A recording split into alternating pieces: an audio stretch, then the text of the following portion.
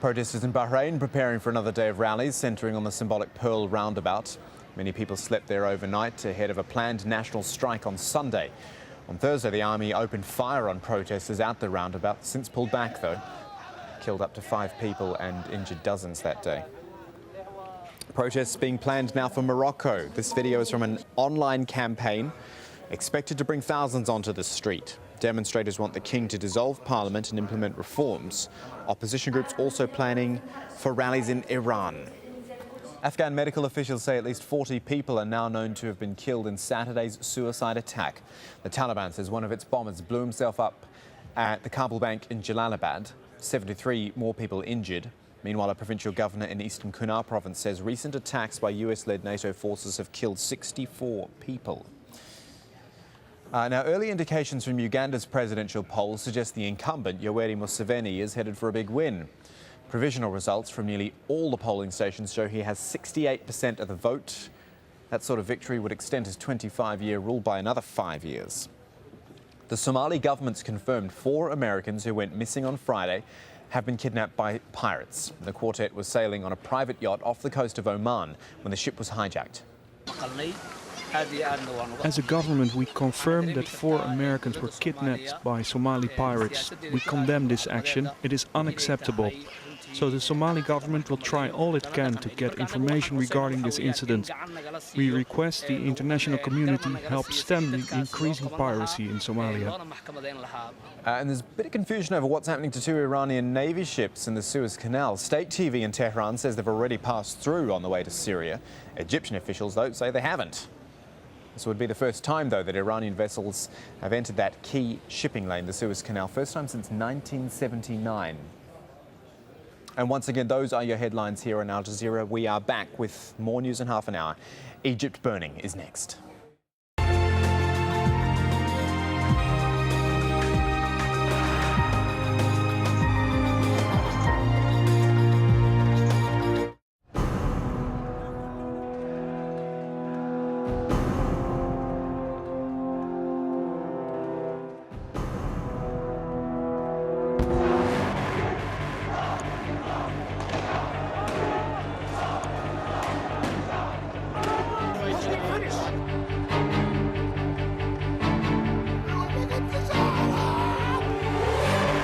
Began as a demonstration and turned into a revolution. 2 weeks of anti-government protests and Egypt is on a knife edge. Hosni Mubarak declares he won't run again for president. His son, Gamal, has been ruled out as the next in line. And a vice president, Omar Suleiman, has been appointed for the first time in 30 years. Egypt's health ministry says 11 people have been killed. But agencies report more than 300 deaths, with thousands more wounded. When protests began on the 25th of January, peaceful demonstrations were met with a brutal police force. As the calls for regime change move into their 3rd week, Egyptians have broken down the barrier of fear. But cracks between the protesters have started to show.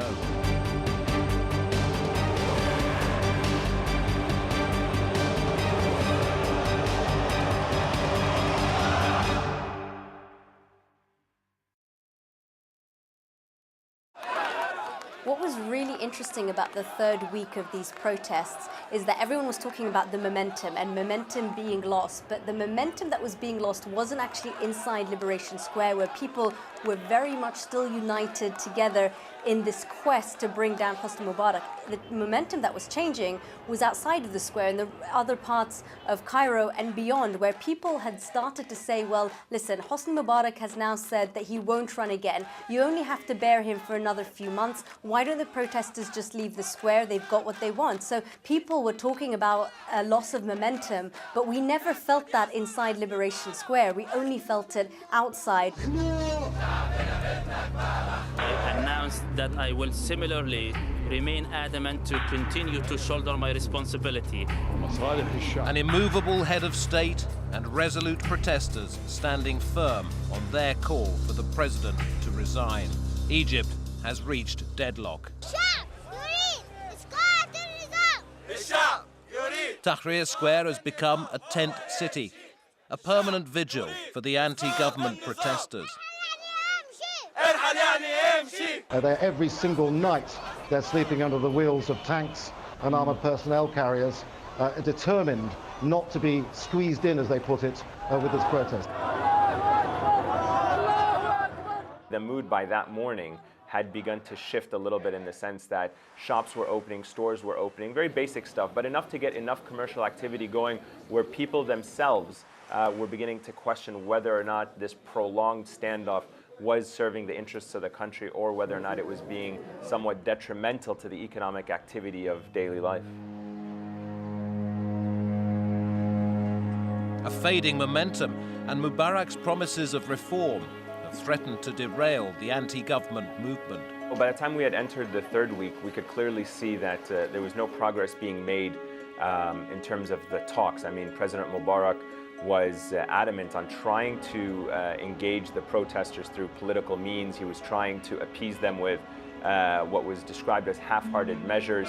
And the protesters were very much defiant. You know, on more than one occasion, we felt that they were, you know, maybe their support was going to wane, perhaps their morale was going to decrease. But in reality, it never did.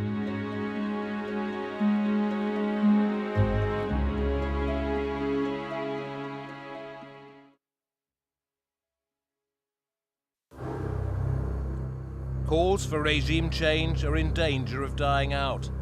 But anti-government protesters receive a spark of hope from an unknown Egyptian. Google executive and political activist Wael Ghonem is released after his arrest by plainclothes policemen at the start of the protests. As an architect of the dissent that ignited a revolution, his emotional interview injects a sense of purpose into the softening protests. I want to say to every mother and every father that lost his child, I'm sorry, but this is not our fault. I swear to God, this is not our fault. It is the fault of everyone who is holding on to power greedily and would not let it go. I want to leave. Wael Ghonem's interview was definitely a game changer in the sense that it gave the protesters a huge public morale boost, and certainly one of great importance at a very critical time. He spoke in this way that really, pulled on the heartstrings of the protesters and in the Egyptian population in general, which by that point was starting to lose a little bit of that momentum and that really strong feelings that they were having towards the revolution. It humanized the revolution in a way that maybe it hadn't been humanized in the weeks beforehand. As long as you are standing here, you are a hero. You are the heroes. مصر فوق الجميع. مصر فوق الجميع. مصر فوق الجميع. مصر فوق الجميع. مصر فوق الجميع.